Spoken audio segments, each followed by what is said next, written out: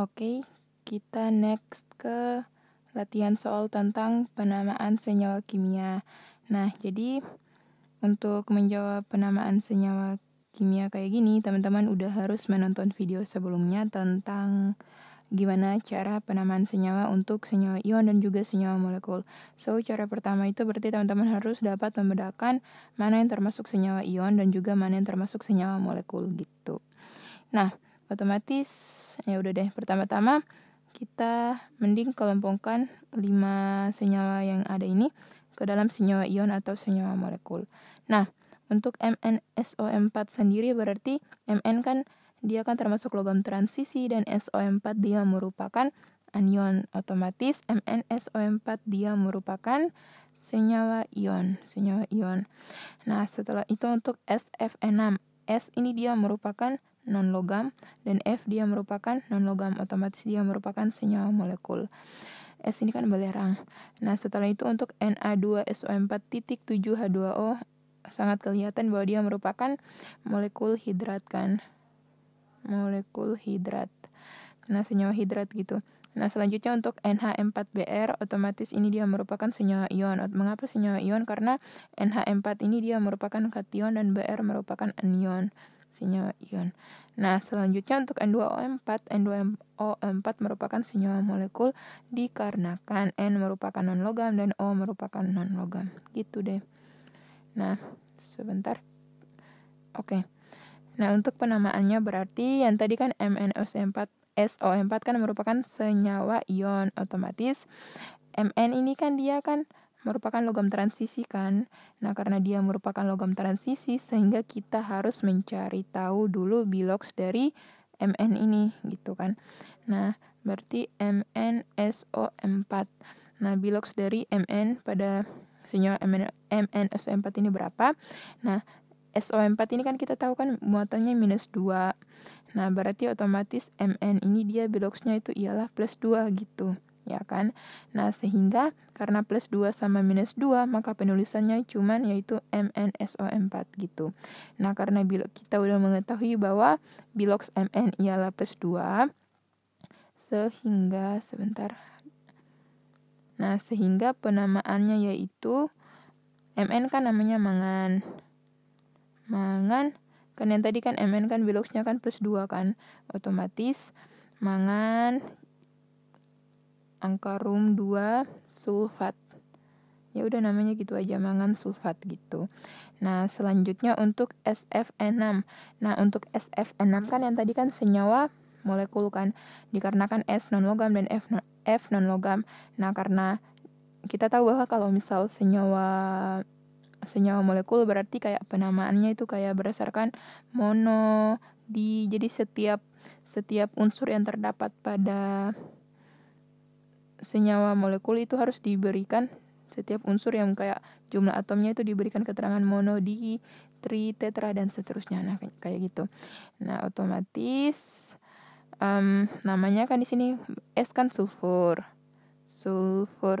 Nah, F ini kan namanya kan fluor, terus enam ini kan enam kalau dalam bahasa Yunaninya kan heksa.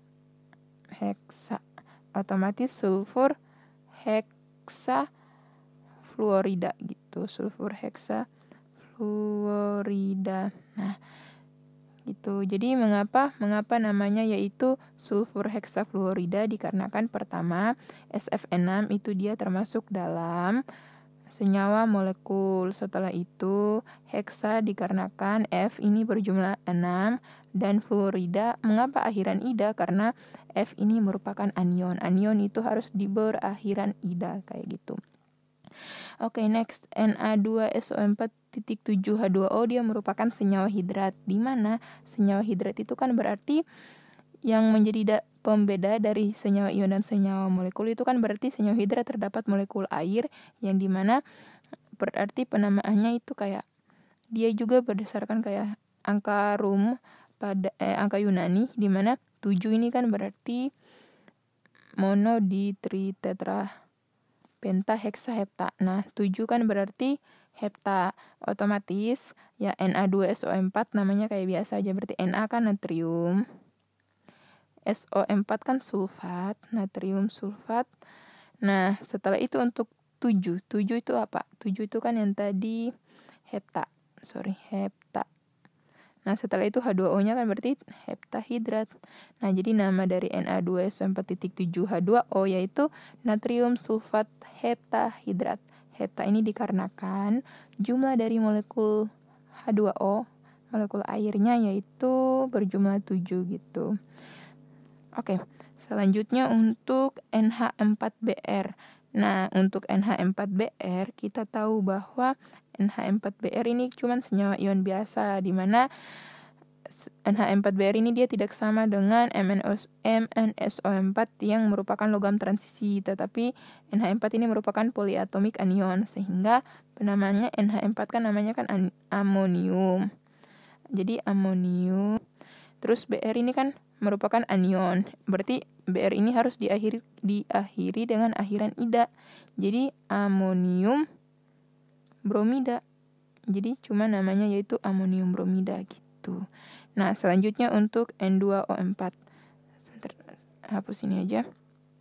Nah, sedangkan untuk N2O4 itu kan yang tadi kan dia kan merupakan senyawa molekul dikarenakan N kan termasuk unsur non-logam dan juga O termasuk unsur non-logam, sehingga penamaannya berdasarkan 2 itu kan berarti di, N kan nitrogen kan, berarti dinitrogen,